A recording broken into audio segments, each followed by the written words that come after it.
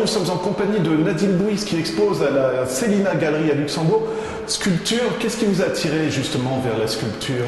Alors la sculpture, en fait, j'en fais depuis que je suis toute petite. J'ai commencé avec la terre et rapidement j'ai voulu évoluer vers d'autres matériaux pour pouvoir travailler sur l'enlèvement de matière plutôt que l'ajout. Donc je me suis spécialisée dans la technique du marbre avec des sculpteurs qui ont fait les écoles des beaux-arts de Carrare. Et ce qui me plaît vraiment dans la sculpture, c'est la technicité, trouver les volumes à l'intérieur d'une forme qui est un peu informe, entre guillemets, et lui trouver des courbes, des lignes qui soient pour moi douces et épurées, quoi. Ça va être un petit peu des questions naïves, mais est-ce que ça veut dire que vous vous retrouvez devant un bloc de marbre et vous imaginez une forme? Toujours, ou est-ce qu'il faut que vous commenciez déjà à creuser et ensuite trouver ce que vous voulez En fait, faire? je démarre vraiment d'une forme un peu imprécise et au fur et à mesure que j'avance dans la sculpture, je définis de mieux en mieux les contours et en fait, j'ai vraiment jamais une idée très précise de ce que je vais faire. Je me laisse un peu porter par les émotions, par ce que j'ai dans la tête au moment où je travaille, et ça se ressent souvent dans mes sculptures, au niveau des courbes, de la rondeur, la douceur. Voilà, c'est un peu ce que j'aime travailler. Mais on voit aussi quand même, il y a d'autres sculptures qu'on va montrer à l'image. C'est de la recherche sur la forme aussi, on va dire, non? Et on a envie de toucher, je ne sais pas si vous voyez ce que je veux dire. Exactement, c'est ce que je cherche à travers les sculptures, justement, c'est que les gens aient envie d'y mettre les mains, de s'approprier la sculpture et de la caresser. C'est pour ça que je travaille beaucoup la courbe, voilà, la ligne tendue, la courbe, parce que c'est pour moi quelque chose de doux à toucher, qui rappelle un peu l'enfance. Voilà. Est-ce que c'est une recherche de l'épure aussi? Tout à fait. Vraiment de simplifier au maximum les formes pour pouvoir arriver à quelque chose de très stylisé, très pur.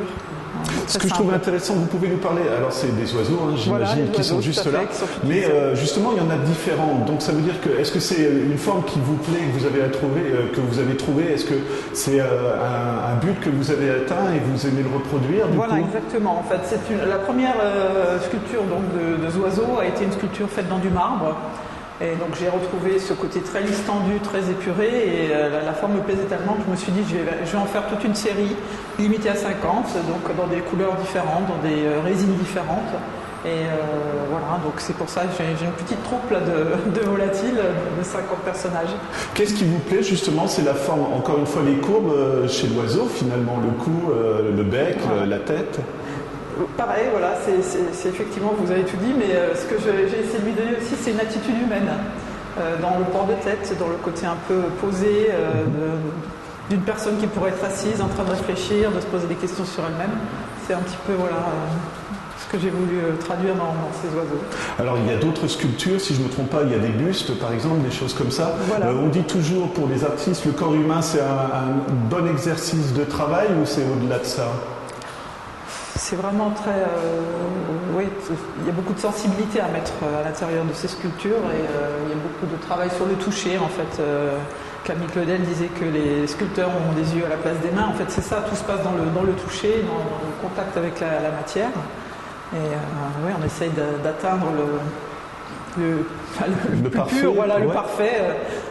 De se dépasser un peu, quoi. Mais justement, quand est-ce qu'on sait quand on a terminé? Parce que j'imagine que quand vous faites ces oiseaux ou alors des bustes comme ça, il n'y a pas forcément de la satisfaction. Il y a un but, mais on ne sait pas ce que ça va donner aussi. Je crois que pour un sculpteur, on a rarement le sentiment d'avoir terminé vraiment une œuvre. Elle peut toujours encore évoluer.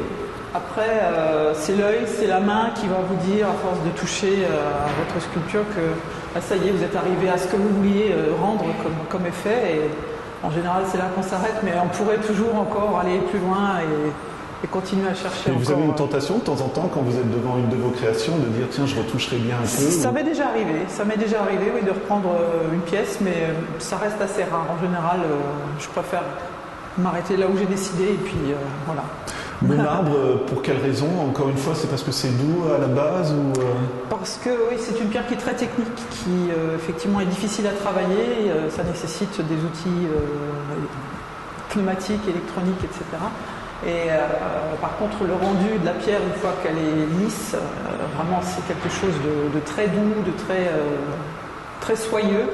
Et ce contact-là, j'aime beaucoup. Après, il y a aussi le côté un peu dépassement de soi, parce que travailler du marbre, surtout du marbre noir, ça demande énormément d'efforts physiques et bon, une fois qu'on a atteint l'objectif, on est un peu satisfait d'avoir réussi déjà à produire ça, quoi.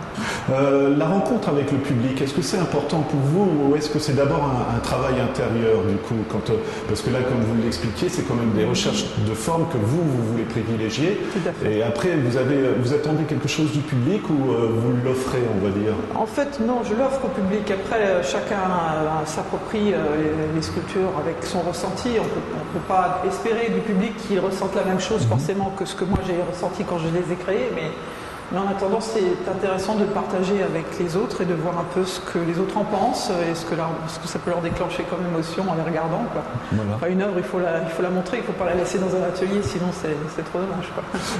Ce sera ma dernière question, mais après les oiseaux, est-ce qu'il y a une nouvelle forme, une nouvelle thématique que vous abordez ou pour l'instant vous êtes bien dans cet élément? Alors, je travaille, j'ai pas vraiment, de thèmes que je travaille sur la longueur. J'aime bien changer de temps en temps pour pas m'enfermer dans un style.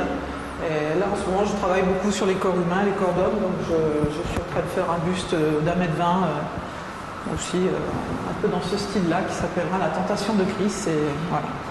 Voilà.